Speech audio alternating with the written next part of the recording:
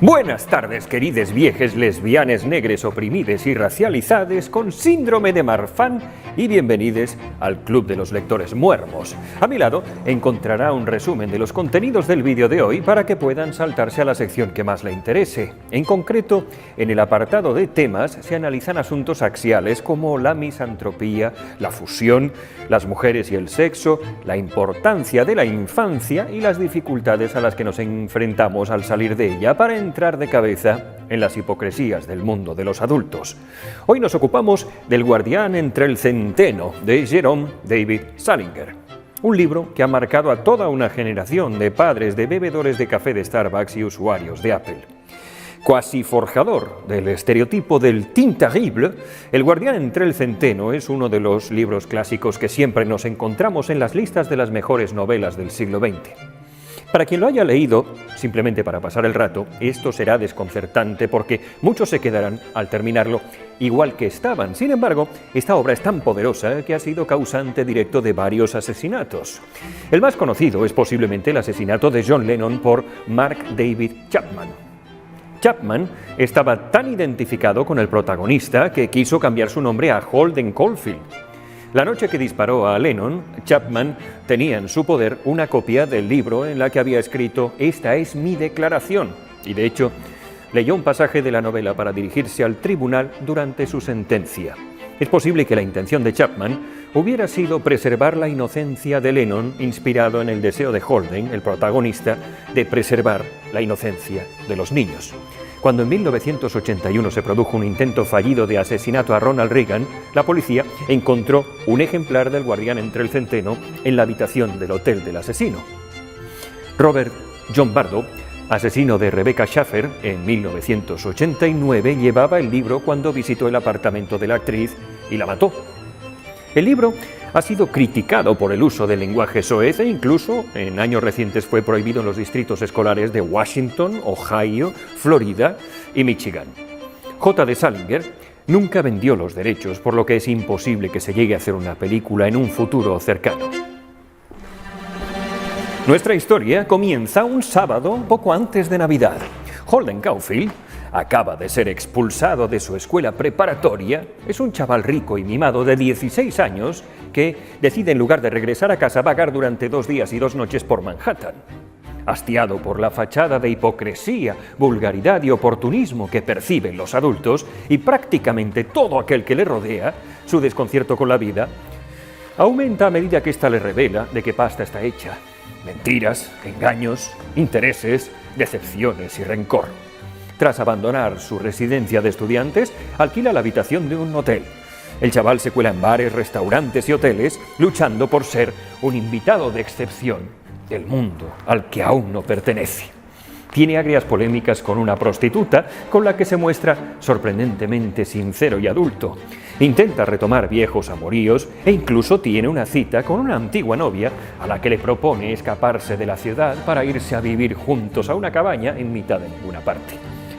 Regresa a su casa sigilosamente para ver a su hermanita, de 10 años, uno de los pocos personajes con el que tiene una relación de ternura. Los demás se muestra cruel, odioso y vengativo. Cuando sus padres regresan a casa, Holden escapa de ella sin ser visto. Se marcha a la vivienda de un exprofesor suyo a quien él aprecia mucho. El profesor le prepara su sofá para que pueda dormir en él, pero nuestro protagonista se despierta cuando su exprofesor le acaricia suavemente la cabeza. Creyendo que quieren abusar de él, huye y termina pasando la noche en una estación de metro y decide emigrar lejos de todo y de todos. Avisa a su hermanita, que aparece con una pequeña maleta dispuesta a ir con él.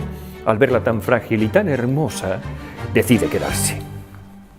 Jerome David Salinger creció en Park Avenue, en Manhattan. Su padre era un exitoso importador de queso judío y su madre era católica escocesa irlandesa. Después de luchar en varias escuelas preparatorias, Salinger asistió a la Academia Militar Valley Forge de 1934 a 1936. Luego se matriculó en varias universidades, incluyendo la de Nueva York y Columbia, aunque nunca llegó a graduarse. Tomó una clase de escritura de ficción en 1939 en Columbia que cimentó la incursión en la escritura con la que había ya coqueteado desde su adolescencia temprana. Durante la Segunda Guerra Mundial, Salinger dio con sus huesos en la división de infantería del ejército y sirvió en combate e incluso llegó a ser uno de los pobres diablos que participaron en el desembarco de Normandía en 1944. Salinger continuó escribiendo durante la guerra y en 1940 publicó su primer cuento en una revista.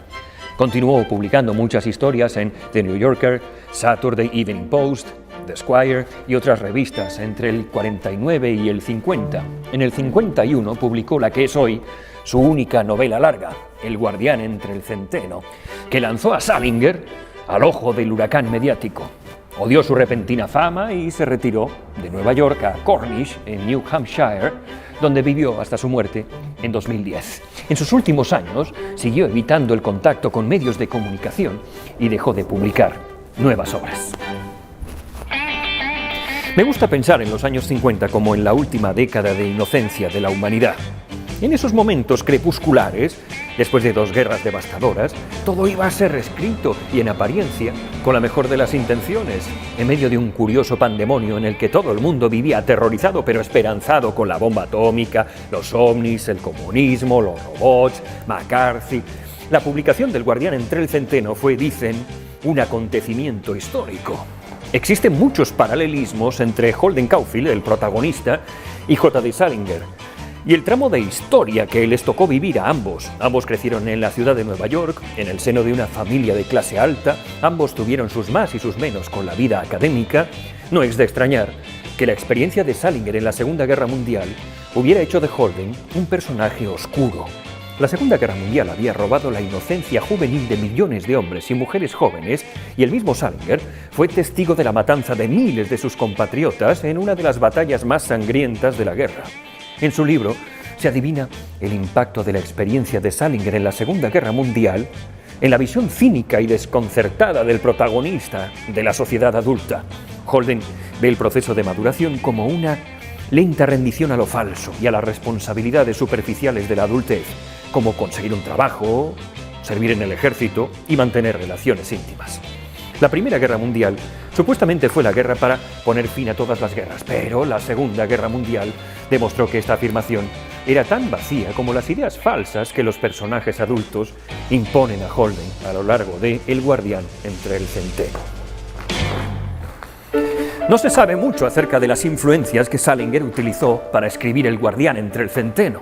Se sabe que durante la Segunda Guerra Mundial se reunió con Ernest Hemingway en París, lo que sugiere que Salinger era admirador de su obra.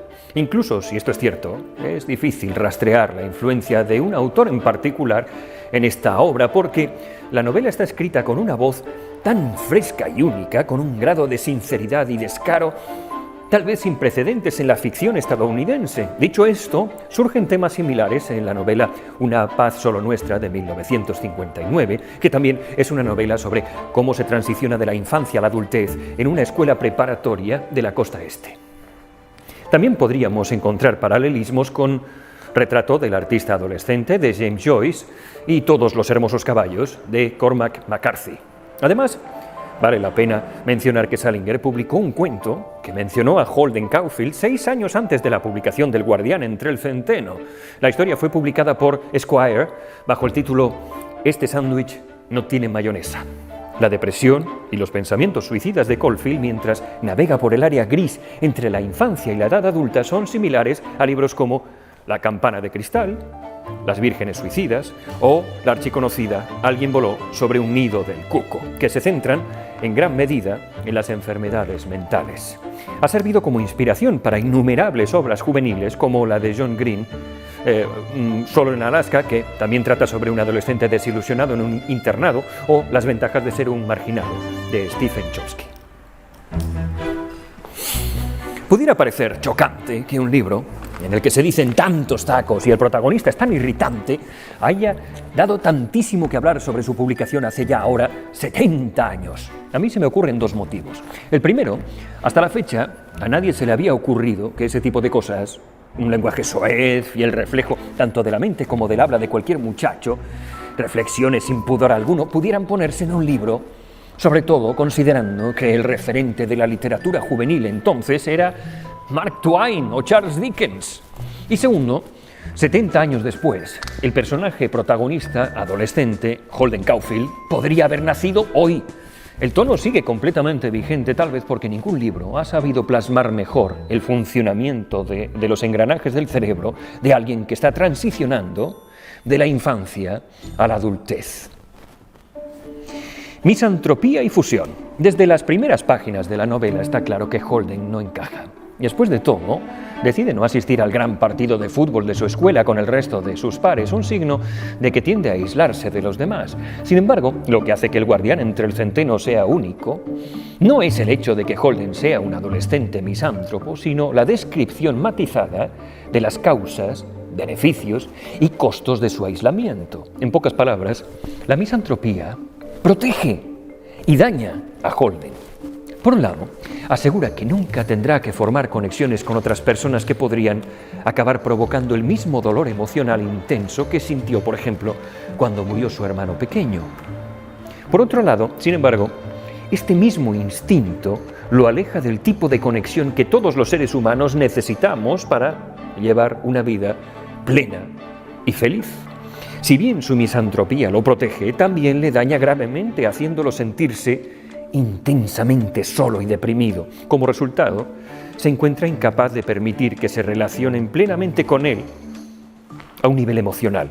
Y a mí me ocurre lo mismo. Siempre he pensado que tengo un leve grado de Asperger que me impide conectar socialmente con la gente en general, por esa masa difusa que hay ahí fuera, con la que los extrovertidos no tienen ningún problema en relacionarse. En cierto modo, me siento muy identificado con Holden cuando él rehúye, por un lado, las relaciones superficiales, porque le parecen inútiles, estériles, falsas, absurdas, y por otro, cuando evita las relaciones más intensas, porque son susceptibles de convertirse en decepciones. ¿Verdad que usted, amigo lector, también se ha encontrado en esa situación? Sin embargo, Holden es un personaje muy radical y este conflicto le provoca verse atrapado en un ciclo destructivo. Su miedo al contacto humano conduce a la alienación, a la soledad, que lo anima a acercarse a los demás, lo que excita su miedo al contacto humano, lo que hace que se cierre en sí mismo, lo que lo conduce, una vez más, a la alienación. Dibujando con intención este patrón, ilustra que alejarse de los demás puede convertirse en un círculo vicioso. Cuando se separa de sus compañeros del campus, cuando se separa de la prostituta, cuando se separa de su novia de la infancia, cuando se separa de su ex-mentor, una y otra vez, su decisión de aislarse interfiere con su capacidad para encontrar una conexión humana genuina. Por lo tanto, cimentando el patrón de alienación, que lo hace sentirse tan infeliz y tan solitario, la jode. Mujeres y sexo. En El guardián entre el centeno, J.D. Salinger usa los pensamientos de Caulfield sobre las mujeres y el sexo para ilustrar la ingenuidad del joven. Más específicamente, las expectativas románticas y sexuales de Holden revelan su tendencia a idealizar las relaciones sentimentales. Por ejemplo, piensa en Jane, su amor platónico, como una mujer perfecta, a pesar del hecho de que ni siquiera se atreve a llamarla por teléfono. Habiéndola idealizado de esta forma, mira con desprecio a todas las mujeres que encuentra, viéndolas como ruidosas, estúpidas, superficiales. De esta forma, se hace imposible ser feliz con cualquiera de sus parejas románticas. Si te paras a pensar, esto es algo que ocurre a muchas personas en el mundo, gente que se ha quedado estancada en una determinada relación pasada o una relación platónica que no ha superado, que no llegará a superar jamás, y se funde en infelicidad porque las demás relaciones, en su cabeza, no estarán nunca a su altura. Pero lo que estas personas ignoran es que no están comparando una relación con otra, sino la idea romántica desdibujada por el velo del recuerdo, un constructo mental y real que tienen de esa relación con la relación real en la que se encuentran. Y verán, a diferencia de las relaciones imaginadas, las relaciones reales a veces huelen mal. En las relaciones reales, tus parejas tienen caries, les sudan los pies, eructan al terminar de comer, se despiertan con legañas, a veces se olvidan de tirar de la cadena. Los seres humanos somos unas bolsas de mocos, heces y humores apestosos, y eso es algo con lo que tienes que lidiar en tu vida de pareja. Pero todos estos inconvenientes o bien son borrados por tus recuerdos felices o bien directamente no existen en las parejas imaginarias. De ahí que las parejas imaginarias, idealizadas, ensoñadas, muchas veces salgan ganando, algo muy injusto, cuando lo que está en cuestión es comparar una fantasía con una persona real. A través de Holden y su ambivalencia hacia las mujeres y el sexo, Salinger sugiere que sus estándares son tan increíblemente altos para las relaciones sexuales y románticas que paraliza a las personas y esto le impide encontrar conexiones significativas. Un ejemplo claro es la relación platónica que el protagonista mantiene con Jane. En lugar de interactuar con ella, piensa en ella. En consecuencia, su idea de ella y de su relación con ella adquiere la calidad de una mera fantasía, lo que en última instancia lo hace elevarla aún más de lo que ya lo ha hecho.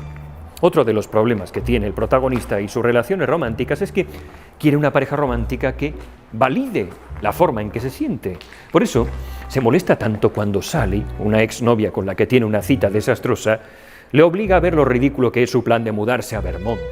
Por supuesto, la reacción de Sally a sus ridículas fantasías es exactamente el tipo de perspectiva que necesita, pero Holden es incapaz de admitirlo.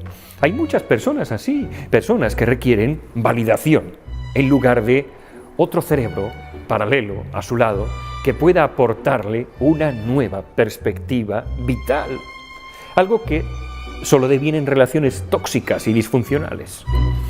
Infancia y proceso de crecimiento.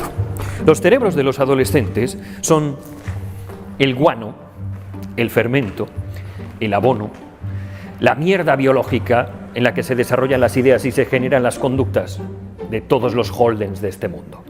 La adolescencia, esa etapa confusa y convulsa que se prolonga desde la pubertad hasta la plena inserción social del individuo, lleva implícito el desarrollo del cerebro y ese proceso madurativo es el que determina la eclosión de ideas, de conductas extravagantes, de contradicciones, de contestaciones, de derrotas. El cerebro de los adolescentes está en plena reconfiguración. Hay una inmensa poda neuronal, se produce un incremento significativo de la sustancia blanca, lo que conlleva a su vez un incremento de las conexiones cerebrales entre áreas próximas y remotas. Se abomba la región prefrontal y las áreas que se ocupan de las emociones se reconfiguran por completo. Los adolescentes, aparte de hinchados de hormonas, están en la plenitud de la vida y la salud, pero en contraposición, las causas de muerte más frecuentes en esta edad son los accidentes y el suicidio, debido a que este mare magnum de cambios provoca irremediablemente imprevisión, irresponsabilidad y frustración. Todas estas características humanas, a la necesidad de causar buena impresión entre sus pares, promueven una necesidad de asumir riesgos extremos que a veces resulta muy peligrosa. Es la fase de la creatividad, de la aparición de los genios matemáticos, pero también la del debut de la psicosis y los primeros coqueteos con las drogas. Es la edad de las alianzas de sangre inquebrantables, pero también de las traiciones más dolorosas.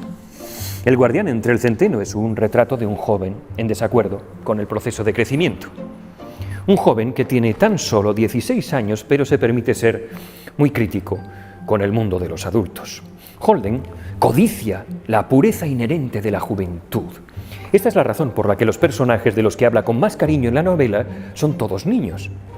Pensando que los niños todavía no están contaminados por el mundo adulto, falso e hipócrita, él desearía que hubiera una forma de preservar el sentido de integridad honesta que él asocia con la infancia. Él quiere ser el guardián entre el centeno que evite que los niños caigan por el precipicio de la falsedad. En consecuencia, se resiste a su propio proceso de maduración. Esta es quizá la característica más importante de la adolescencia y por eso el guardián entre el centeno tiene tan pillados por los huevos a los adolescentes del mundo. Todos los adolescentes vacilan entre romantizar la juventud e imitar la madurez. Los adolescentes son seres que tienen problemas simplemente viviendo en su propia piel y sabe Salinger que tanto resistirse a la edad adulta como obligarse a sí mismo a crecer antes de estar listo para ello es perjudicial para el desarrollo del individuo. El personaje más querido por Holden es su hermana pequeña, Phoebe. Para Holden, Phoebe es la persona perfecta, todavía no influida por el mundo de los adultos, un mundo que necesariamente corrompe. ¿Somos los adultos hipócritas, falsos, como denuncia Holden? Sí. Cuando todavía somos niños, los adultos nos enseñan que la verdad es buena y que mentir es cosa mala. Sin embargo, a medida que nos vamos topando con la cruda realidad, vamos descubriendo que mentir tiene ventajas muy importantes y que solo resulta nocivo si nos descubren. Por eso, la confianza es algo tan frágil. Se tarda en ganar mucho tiempo y se rompe con un suspiro. El psicólogo estadounidense Lawrence Kohlberg explicó en su teoría sobre el desarrollo moral que la fase llamada moral convencional, el niño entre 3 y 13 años desarrolla un inicio de conciencia sobre el sentido de la justicia, descubriendo además cómo los adultos pueden caer en contradicciones. El mundo de los adultos se caracteriza por una lucha encarnizada por sobrevivir, algo que ni un niño ni un adolescente son capaces de percibir por el mero hecho de que no están expuestos al sinsentido de la vida. Están ahí sentados y les cae la comida, la electricidad, el wifi, la consola, todo lo que pudieran necesitar, sin más esfuerzo que pedirlo. A medida que nos hacemos adultos, descubrimos que la hipocresía es un arma de defensa óptima frente a la aspereza de la vida. Mentir allana muchos terrenos pedregosos. A veces la balanza entre el ofender con la sinceridad o mentir por simple educación no está tan clara. Tarde o temprano asumimos que la hipocresía reina e impera y que con ella se construye una falsa convivencia. La hipocresía está plenamente institucionalizada en nuestra sociedad, la hemos normalizado. Sin embargo, y aquí llega el dato curioso, la mayoría tenemos un radar siempre actualizado que sabe detectarla. La vemos en nuestros políticos, por supuesto, en algunos de nuestros familiares, en compañeros de trabajo. Y sin embargo, no reaccionamos ante ella. De algún modo, somos conscientes de que es una batalla casi perdida, es una tarea difícil cambiar a quien ni siquiera es honesto consigo mismo. Así pues, hipócritas míos, intenten ser felices y si no lo consiguen por métodos convencionales, recuerden que la próxima semana analizamos La conjura de los necios, de John Kennedy Toole. Y si hasta ahora había analizado libros buenos, este es de cagarse la puta perra. Si todavía no lo han leído, deben hacerlo. Hasta entonces, muchas gracias por su atención, bendiciones y buenas noches.